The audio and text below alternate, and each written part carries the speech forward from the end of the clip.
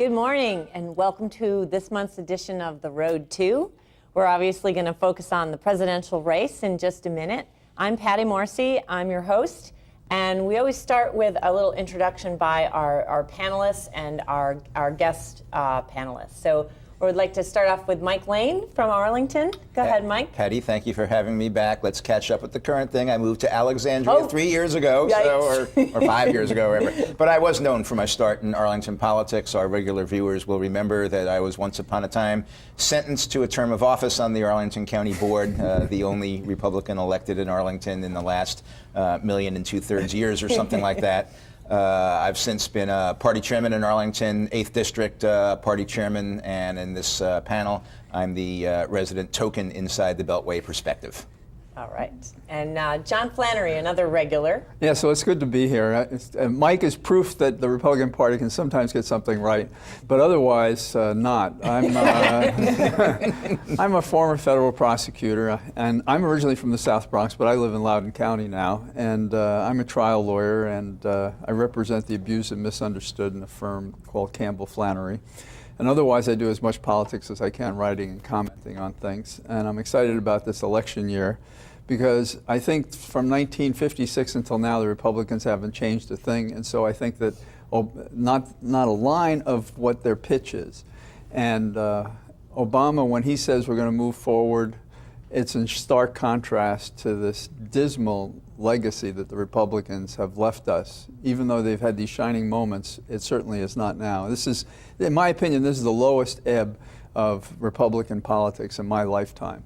And Obama represents a challenge for the future, which I think is exciting. And I'm hoping he'll be elected. With that little warm-up to the rest of the show. Thanks for telling us about yourself, John. That was a good intro. Well, that does say something about me. And we also have Elizabeth Liz Miller with us from NARAL Pro-Choice Foundation. And go ahead, Liz. Hi, I'm Liz Miller. I'm on the board of NARAL Pro-Choice Virginia Foundation.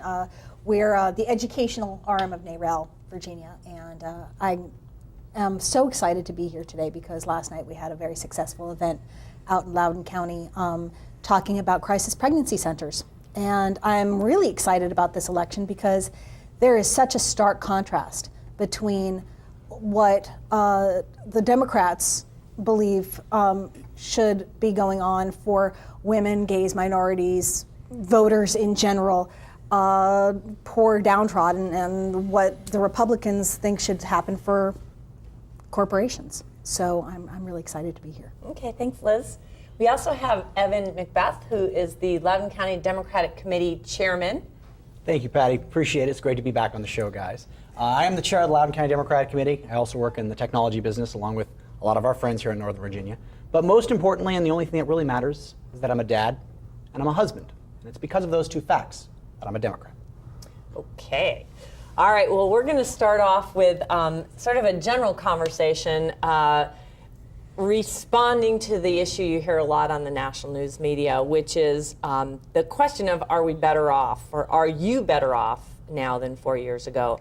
I'd also like to ask you if you think that's the right question. I'm not sure life happens in time chunks like that, but why don't we start with Mike and let you respond to that?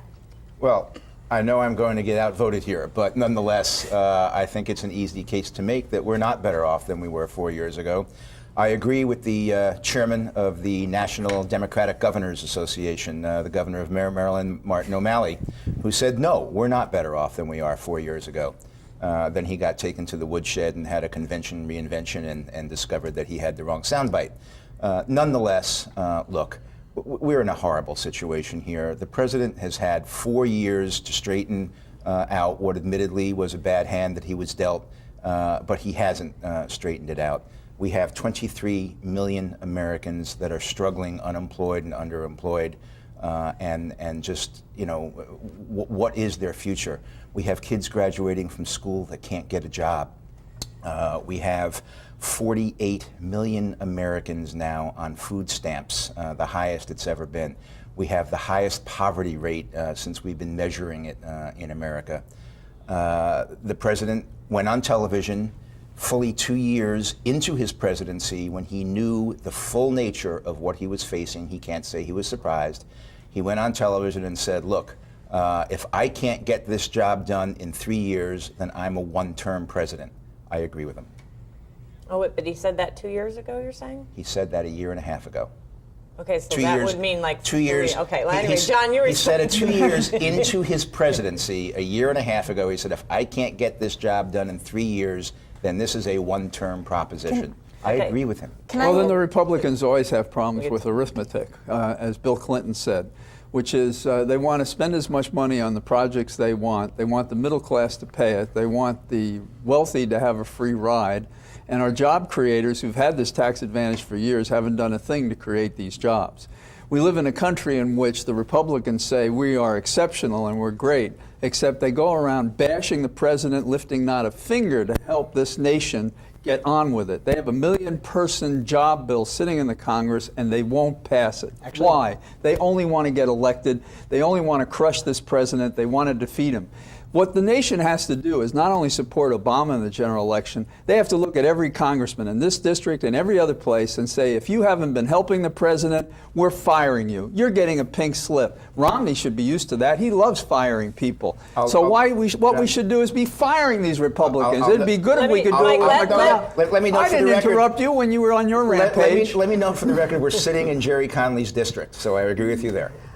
No, I said every You said congressman, in this district. and in this district, Jerry he has Conley's. supported the president.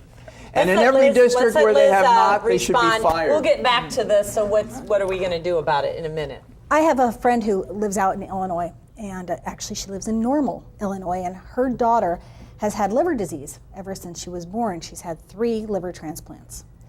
And she is definitely better off than she was 4 years ago because her daughter is not going to be dropped from her insurance, which was a real risk because she had hit her lifetime maximum for insurance payments.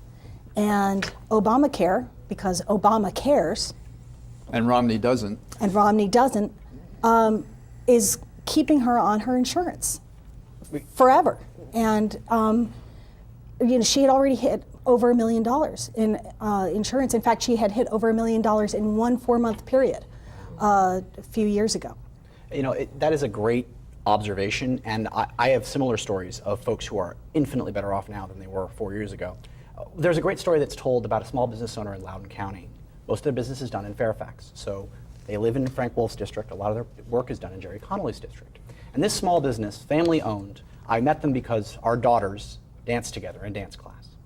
And she came and spoke to us about 2 months ago and said that she has been struggling to provide health insurance for her employees for years. And this year, she received a $1,200 check from her insurance company as a form of a rebate because they did not spend the right ratio on healthcare versus profit. That directly made her able to provide better health insurance for her employees and expand her business. And because that $1,200 cannot be rolled over into next year's pot, her premiums will go up accordingly because of it. Yeah, but That's Mike, here's simply the thing. Mike, here's you're the talking thing. about a Who left raises pocket, the premium? right pocket thing. No, see, I'm not, because You the are. premiums are the result of the health insurance companies. They're the ones who get to make the choice. It's a free market. They can choose to raise the premiums. They can choose to lower them. The government has no control over that. And so if a health insurance company chooses to gouge small businesses and gouge the middle class in order to pad their profit lines, that's their choice. My choice as a Democrat, my choice as a supporter of this president is to say, no. That is not right. It is not right to do that. That doesn't help small businesses hire. That doesn't help our economy. That doesn't help those that need the most. And the other thing is that because there's a requirement that you have insurance, more healthy people are going to come into the market.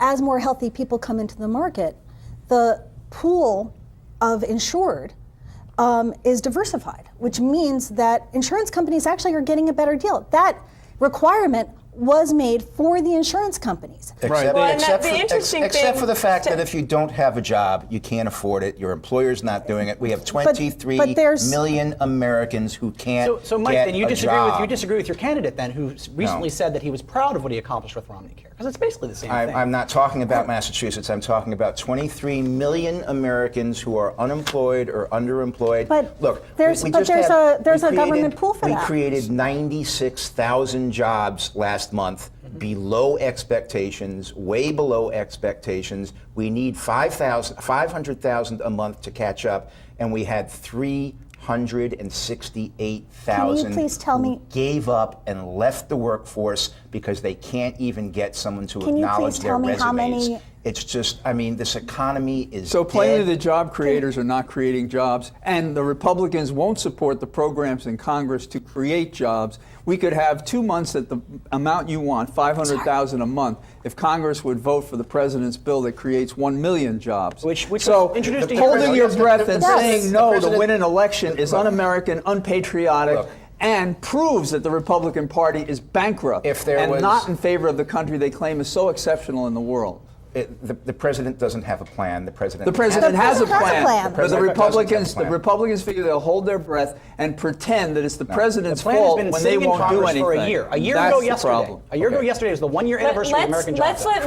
Let's give Mike a little bit of Sorry. time to explain how you see Romney doing something that would change the dynamic. Okay, look. Romney has a 5-point plan. The first thing is energy independence. The president opposes energy independence. Oh, come on. Romney is for energy independence. First thing Romney will do on day one is approve the pipeline. Define energy independence, because I've heard the president yesterday explain how far we've come, how it's the lowest amount of imported oil Right. in the last since 20 years because ago. we're using less because the economy is flat on its back. As soon as the economy begins to recover, if it ever does, which it won't for 4 more years if we re-elect the president, then we're going to start using. Look, the largest amount of energy is used in the production of goods. It's industry that uses energy in this country. They're not using it because they're not producing it. Once we start producing it, we need domestic sources of energy. We need shale. We need oil. But you just said the economy wasn't able to use it. We So need- No. where's the demand coming from? And- Let's go past the energy. Demand, the demand will be there if, look, gas was $1.85 a gallon when the president took office. Gas is now more than twice now. It's $3.78 a At this gallon. same time, What's 4 the- years ago, People are cutting back. At this If you same time, lower 4 the years cost ago, of it was energy through $4.22 for a producing more- gallon. If you lower the cost of energy through producing more, you can have induced demand. People can use it for purposes of production. under It'll Bush be at cheaper this to time, make things. under Bush at this time, 4 years ago, it was $4.22 a gallon. Okay, and it was $4.22 under Obama a year ago too.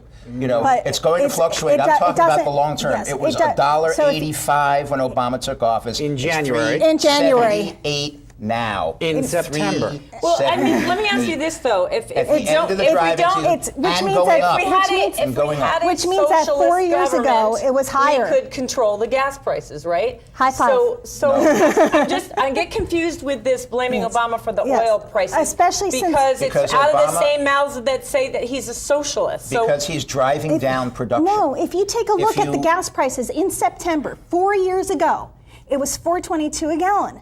If it's $3.89 a gallon now, that means that Barack Obama, September to September, lowered gas prices if you're blaming Yeah, presidents so- for gas prices. So don't go there. I'm blaming the You president for can't- driving down you can't. production, thereby driving up the How cost would of this energy. drive- Cars. This is a fact thing. No, this is a fact thing. So you would dispute the fact that fact checkers checked in his speech about the significant increase in domestic production, the significant broad-based increase in gas that's been available. No, the natural So gas. is that a fact? No, natural gas is the one thing, and because we have so much natural gas now, the bottom has fallen out of the financial market on it. I mean, you can get gas for roughly half today what you could get it for a while ago. So- but that's gas so you're only. saying- What about coal? Let's talk about in Virginia, right here in our state, in the last 3 weeks, 1,500 miners have been laid off and lost their job because of President Because Obama's industry won't coal retrofit, prices. so they're not killing Because- the people because- who live around because and of- near because these of coal his plants. coal That's what's policies. going Hey guys, on. but let me ask you this, because we've we have- migrated even though- to energy. even though- let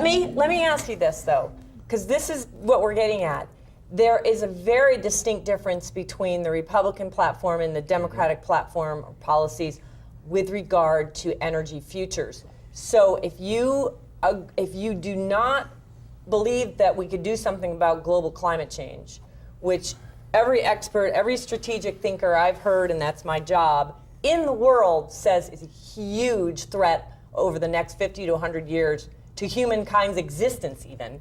If you ignore that from the strategic planners of the world, what is your argument for keep mining coal and keep pumping oil?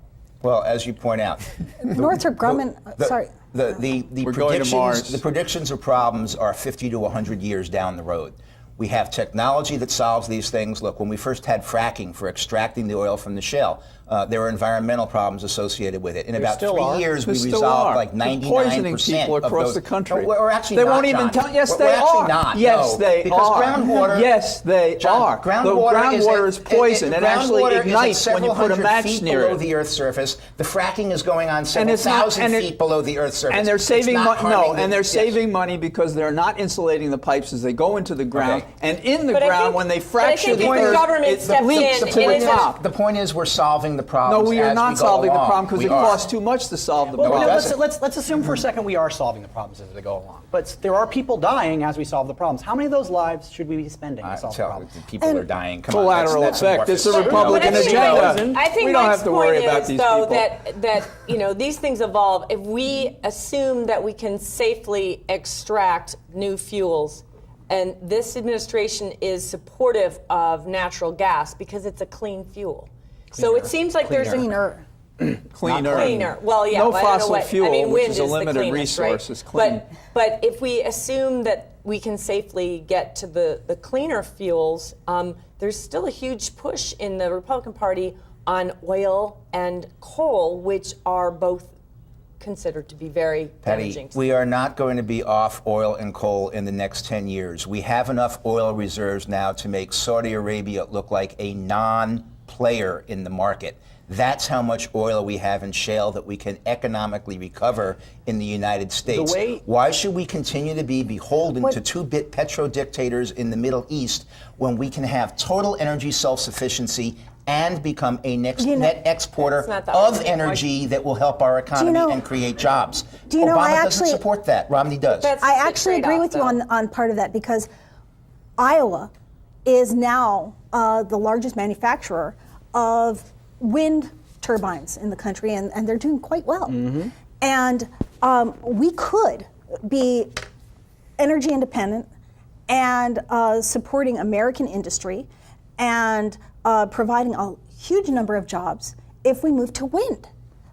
Yeah, we could supply maybe 6-7% of our energy needs with Oh, wind. no. Yeah, Oh, no. Actually, we're maybe 6 or actually doing 7. that right now. Right now, that's what the number is. What if we expand that? What if we actually had wind out on the Atlantic coast where the wind is constant? What if we had wind power throughout the Great Plains and all those farms? Thus creating local what jobs. if we had them instead of the offshore I'm drilling? really glad to hear that. So let me ask you this. No, Romney actually Romney's made totally fun good of with it. wind. Oh no, he was up in against it before Iowa he was for saying. it. He was against it before he was for I it. thought it was hot air. I didn't know it was wind. What he's against is crony capitalism, Solyndra style. Oh, come on. Crony capitalism. What do you think the oil industry is all about? Obama's Crony buddies capitalism. that go broke. That's what he's against. He's totally good for anybody who Mike, wants to put up a wind farm. how do you rectify that with oil subsidies and the billions of dollars? Oil subsidies? What kind of oil subsidies are we talking about? The federal subsidies to the oil industry. I'm not familiar with any federal subsidies to the oil industry at all. You're not aware of any federal subsidies If you're talking to the about oil the oil depletion allowance, fact check. are you talking about the oil depletion Online. allowance?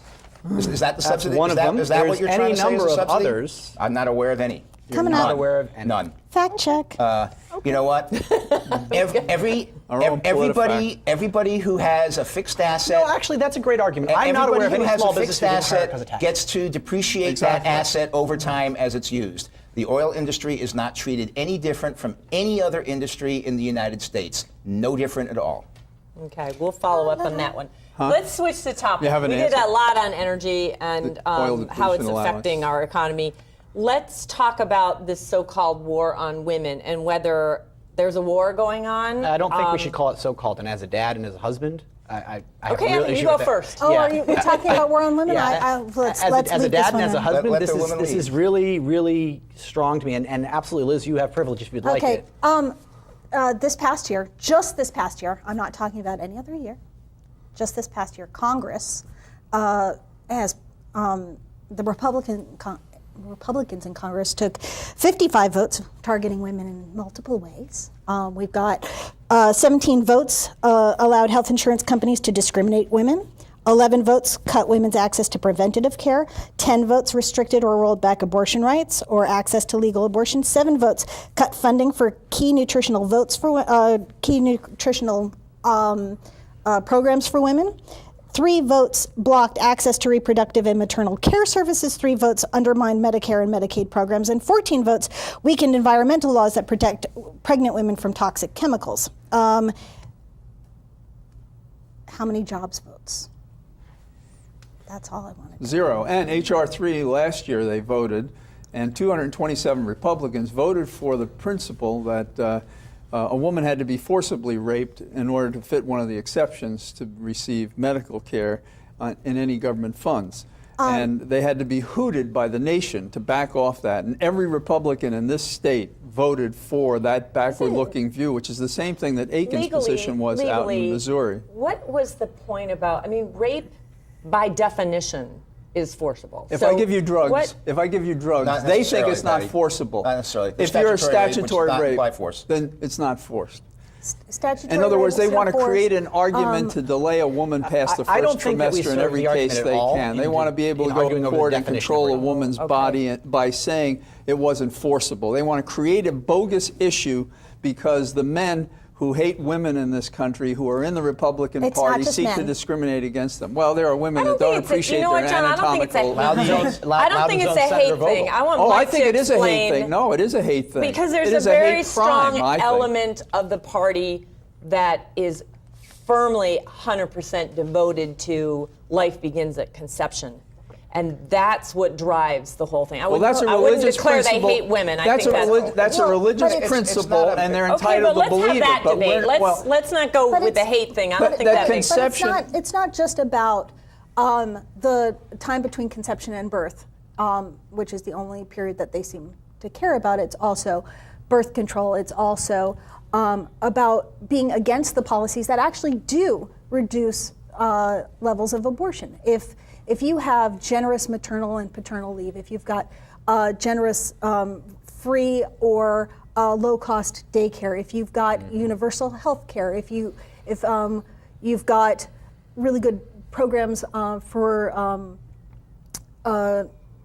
poverty and food supports and things like that, you lower the rate of abortion. And also, if you have free or low-cost birth control freely available, and now here's where I'm going to make a differentiation between paying and accessing, because for a lot of people the problem is not how much you pay.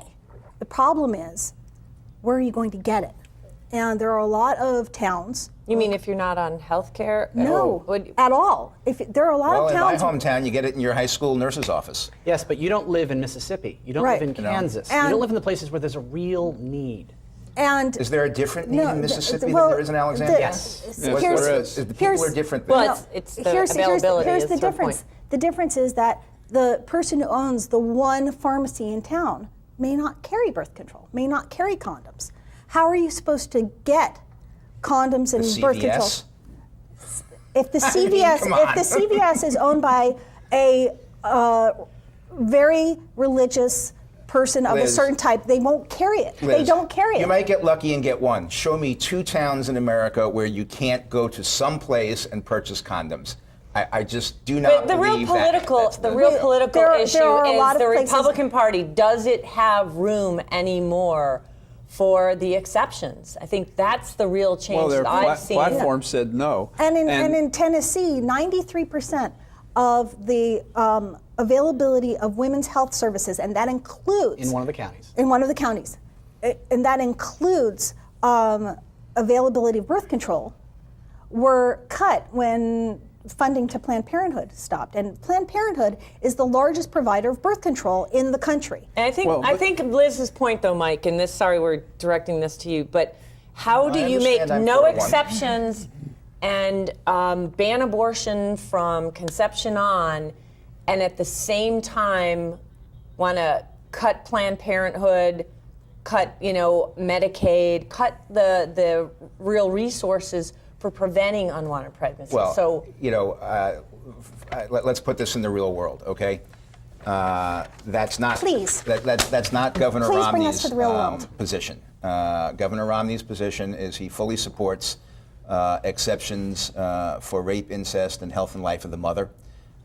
So we're not talking about any bans. But I heard him going on say he here. supported the Personhood Amendment, which is the everything past. The Personhood Amendment is so amorphous, I don't think anybody really knows what it means. Well, I know what it why means are- because I fought So- it on the Hill, and So I if no one know knows your what it means, position. why are we It debating? hasn't, Yes. since it hasn't been, Well, it's very simple. It's I'm to shocked, create- shocked that legislators would pursue things that they don't know the full outcome of. I Well, mean, they know the Hey full. guys, we have to take a break. I'm sorry, right in the middle of this, like we're crescendo here. But we That's a good way need to to break kind of wrap things up. And I think to try to give you sort of the last word, Mike, on just like whether you think that conflict is going to be resolved or it's going to be kind of papered over. No, I don't think it's an issue in this particular election. I mean, it's about jobs. It's about 23 million Americans that can't get jobs. It's about 48 million Americans on food stamps. That's what the people are going to cast their vote on this day, not some We'll get back to amorphous. that in the second half when we talk about the conventions. We'll be right back with the Road 2. There have been hundreds of violent attacks against innocent Americans. Remember what that flag you're waving stands for. Remember, please stop the hate. We're stronger when we are united. Remember, Remember what that flag you're waving stands for. One nation, Under God. Indivisible. with liberty. And justice. For all. in America, there's either room for everyone or it's not America. Don't pick the wrong fight. Let's keep America land of the free. Stop the hate. You'd never know it on the battlefield. But nearly half of today's military are National Guard and reservists. However, they can't answer our nation's call without their employer's support. If you're an employer, visit esgr.org and find out how to do your part. After all, their response depends on yours. This is Mommy's bed. Me and Jenny were jumping on it. Mommy's gun fell on the floor. I was a cowboy. Bang, bang, bang, bang. I said, Jenny, wake up, it's just pretend. But she wouldn't wake up.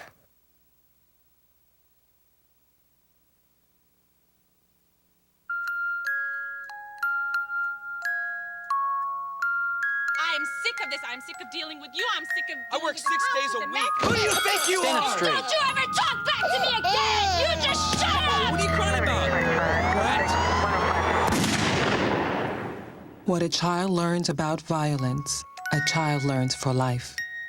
Teach carefully. We can show you how.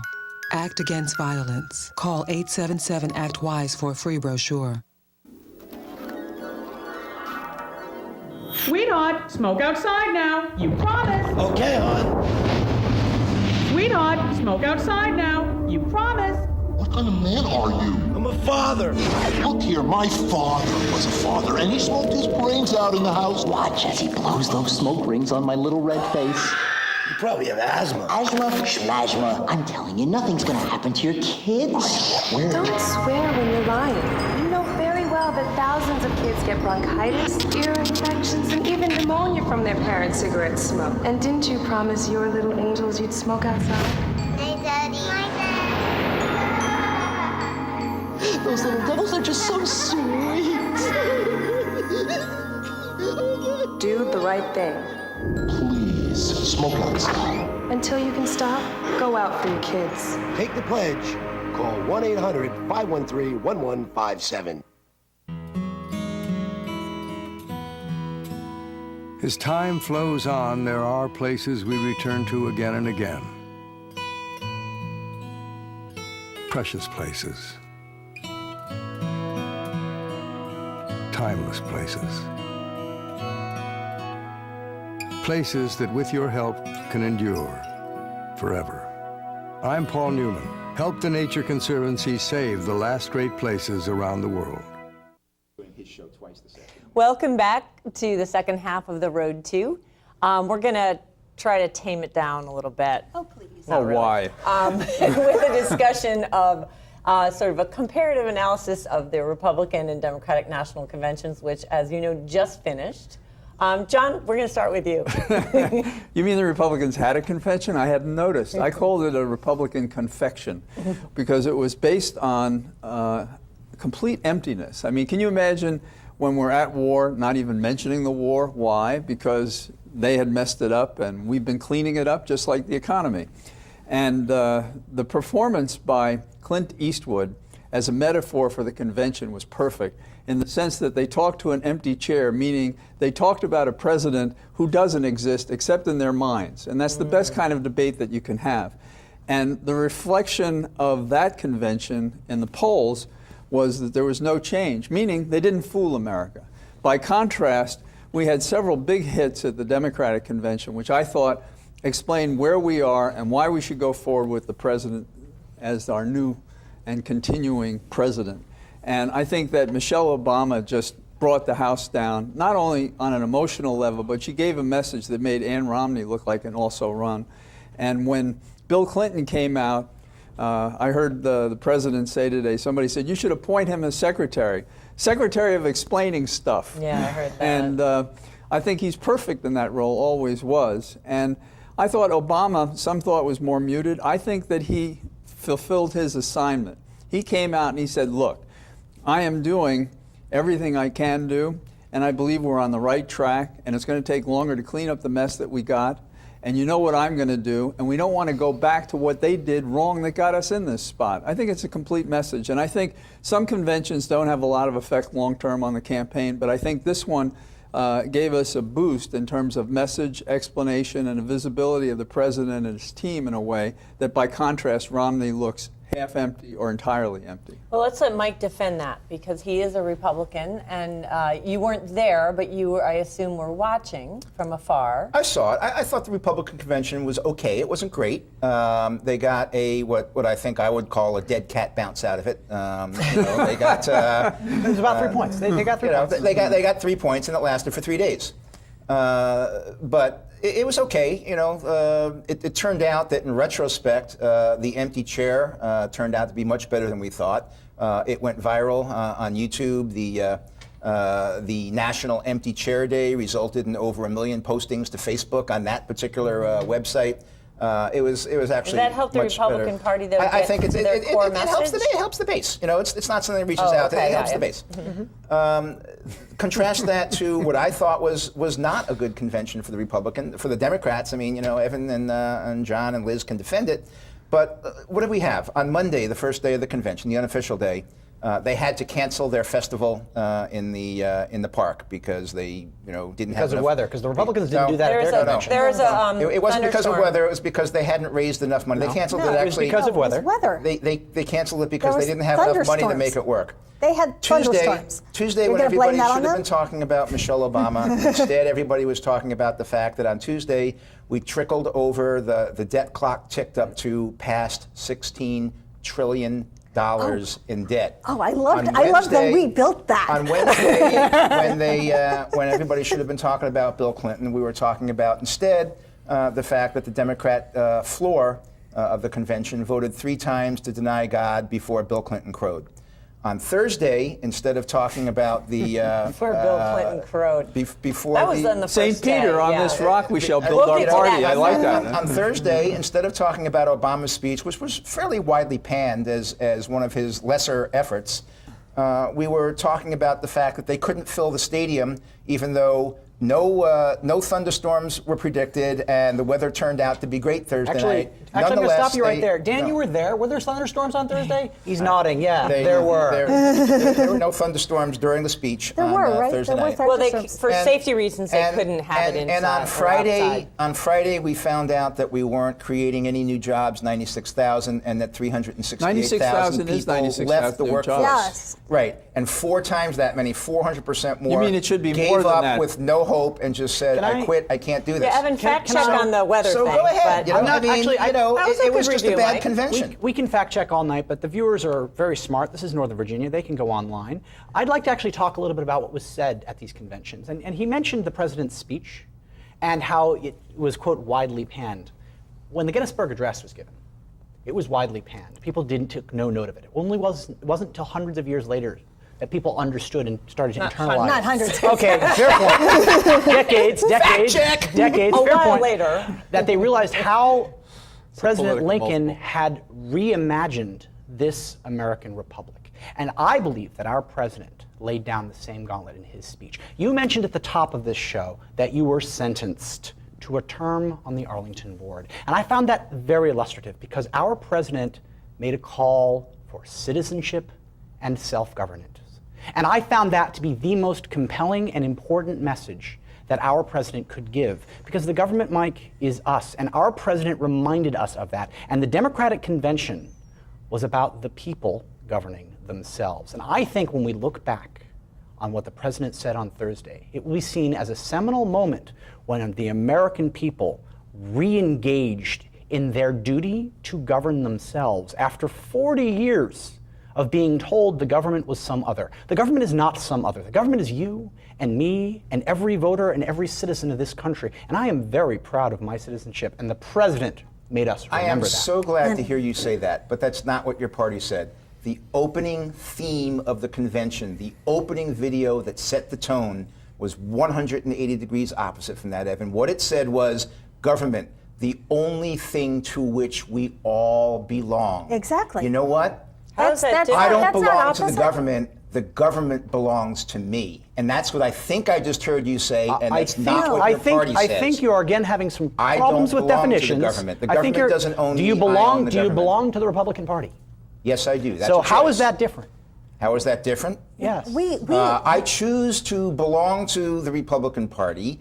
I don't choose to belong to Barack Obama. No, I but you do choose to his belong to the government. belong to you me. pay your taxes and you vote. That's choosing to belong. No. serve All on See, juries this is it. and We're not going to reach agreement on this. If you actually think that I belong to the government, then we are just 180 degrees out, and we're never Then going to resolve let's that. step away from You and let's do say not a part belong of. to the U.S. government. Do you belong to the I do- Commonwealth of Virginia government? No, I do not. Do you belong The to your Commonwealth Hey of guys, Virginia we're having a government hair-splitting belongs to me. conversation about this. I don't think I think so. Evan's point was that that the focus on re-energizing people to have an impact and participate.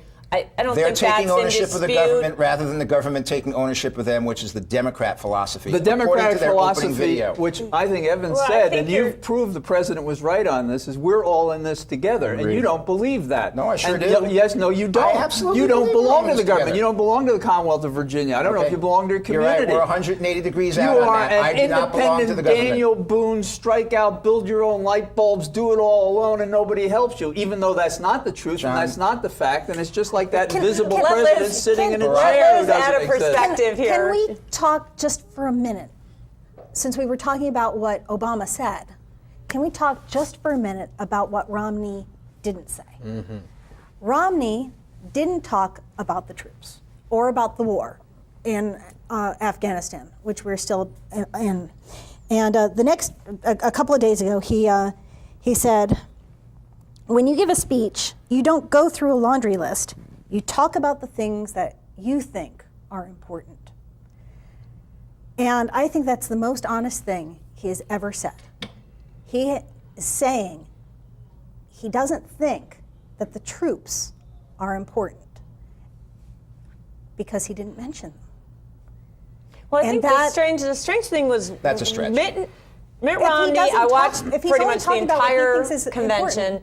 Mitt Romney. It seemed like they were so focused on getting his likability up that they spent a lot of time on him being a great guy. And so the thing that I was like that struck me is, okay, maybe he's a great guy, but you know, we're all great people. Like, Well, you know, we you love have our to tell- kids. How does that, Mike? How does that translate? What do you think in terms of rescuing the economy, which has been the core theme? Here's for, the thing. What do you think the real The issue Democrats is? have spent so much money tearing Romney down as a person. There was that. Really? Give an example. Well, he caused this woman's cancer. That was the one that was like just so far beyond. But that wasn't pale. the Obama campaign.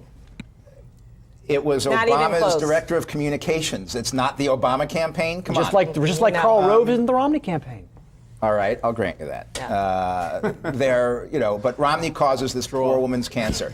Romney hasn't paid any taxes in 10 years. Well, Romney, if he has, why doesn't he take out his tax return and show us? You know what? I've voted for everybody for president since 1972. I've never looked at anybody's tax returns, and I'm not going to. It's just not a relevant issue, Liz. It's not relevant to you, and that's fine. You can vote on what issues you want, but it's relevant to millions of others. I don't think it was relevant to Mitt Romney's dad. I don't think so. It's relevant to me because he was caught cheating on the Hilton taxes. He actually. Please, come on. Let's keep it within reason here, Liz. Well, no, he's on the board. He was on the finance committee of the board. He was in charge of that, and he gets involved in a tax fraud scheme. On the Hilton board. No. Come on. Come on. Let's All right. Let's keep it realistic. That's flat out not true. Let's go. No, it is totally true. We got to transition to another angle on this election, which is that there's a lot of controversy about the measures being passed in state legislatures that restrict voting, and there's some really unprecedented things that. I guess I'd like to start with Evan as the LCDC chair, Loudoun County Democratic Committee chair.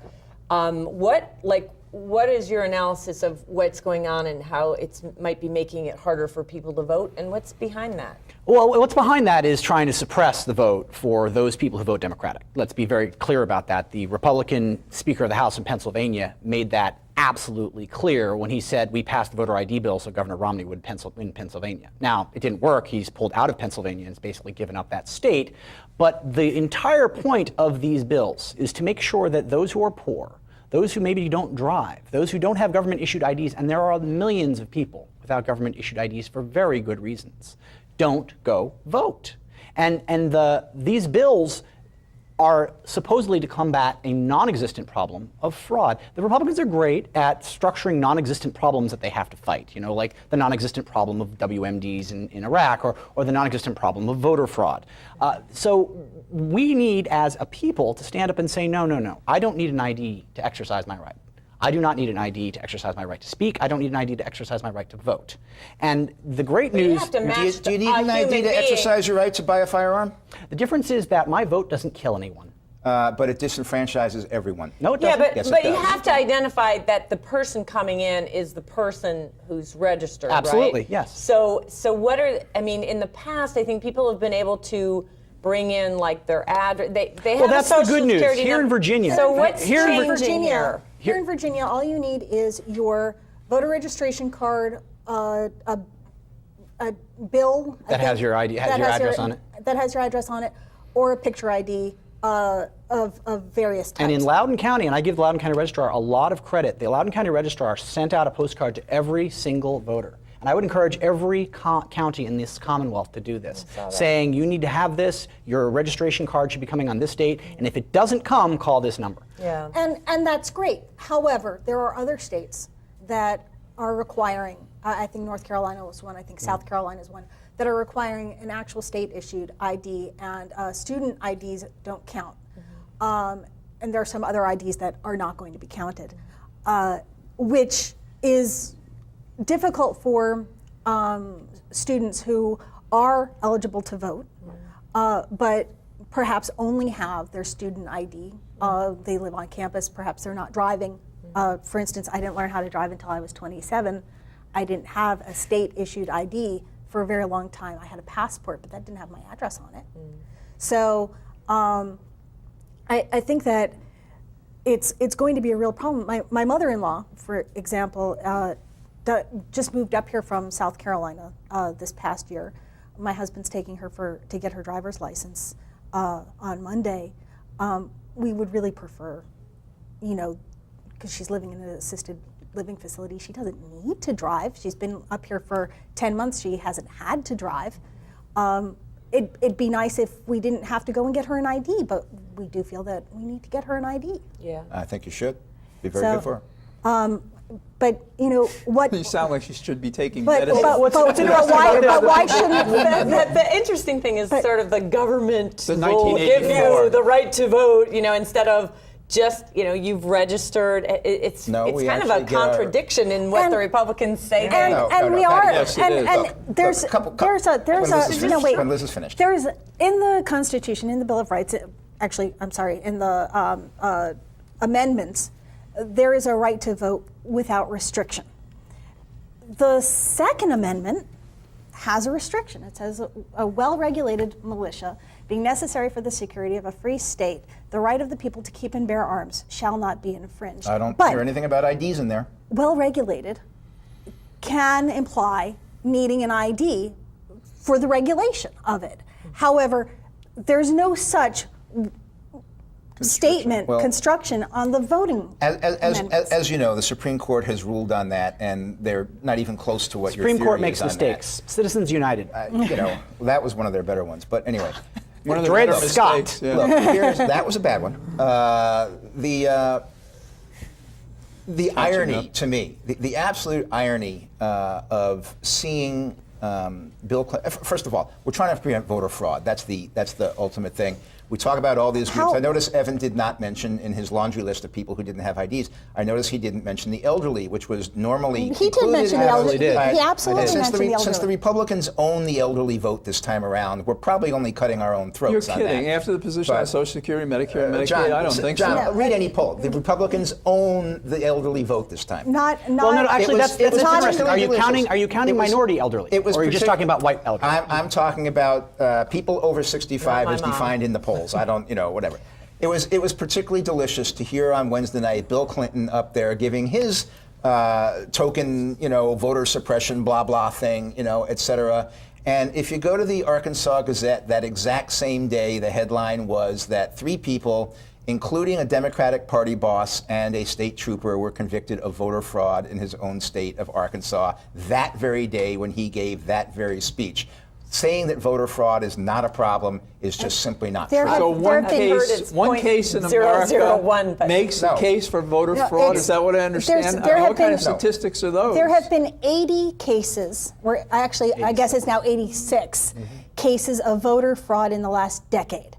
Versus in the whole country? I think it's a rampant problem. In the whole country. And I think we've got to suppress those people who are poor and students and black. And how about the voter fraud? Get them down. How about the voter fraud committed at the Democratic Convention when formerly rising star Mayor Villagrosa stole the vote from the convention delegates? No different from what the Republican convention did to the Paulites. Boom, I don't care if you vote against this. I say it passed by 2/3.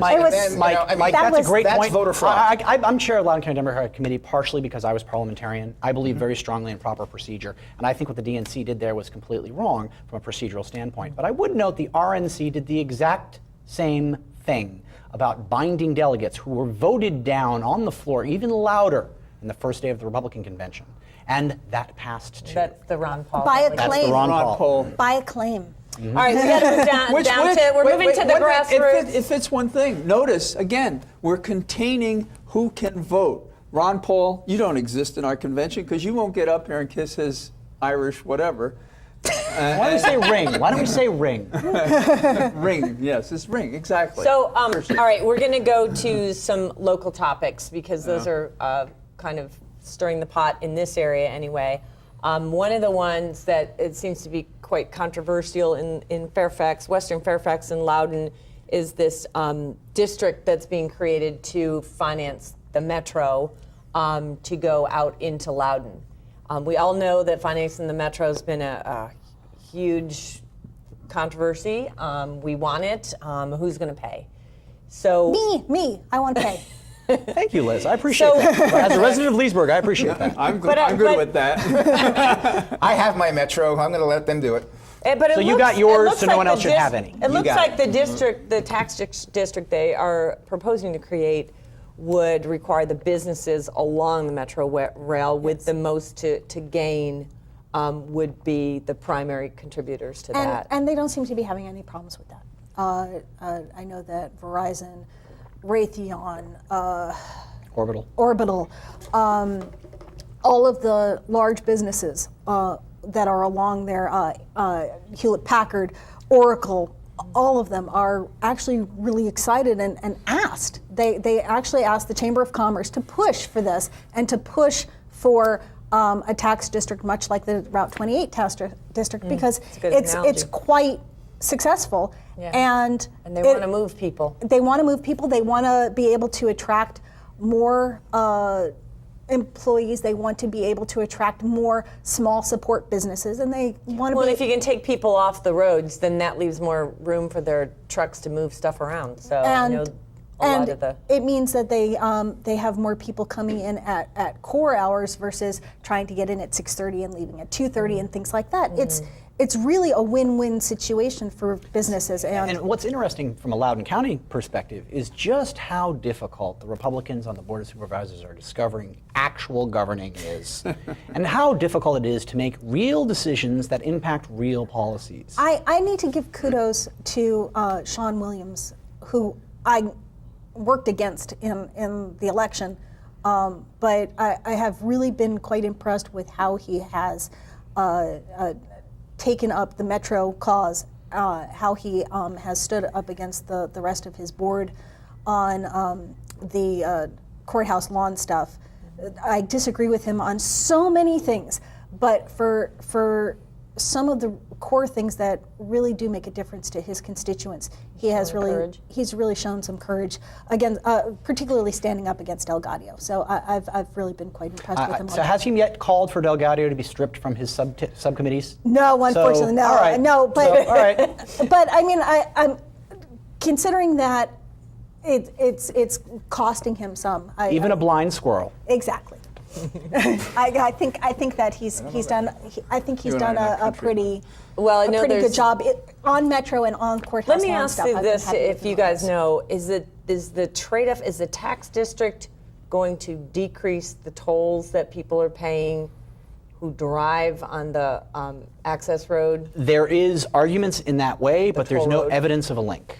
So we don't know. In Okay. fact, right now there is a public input period, and the Democratic Party in Loudoun County is calling on all of our friends and neighbors in Loudoun County, be it Republican, be it Democratic, be it Independent, to make their voices heard to their government, which is theirs and they run, their opinions on the toll issue to the State Corporation Commission. We've actually issued some calls for that. Okay.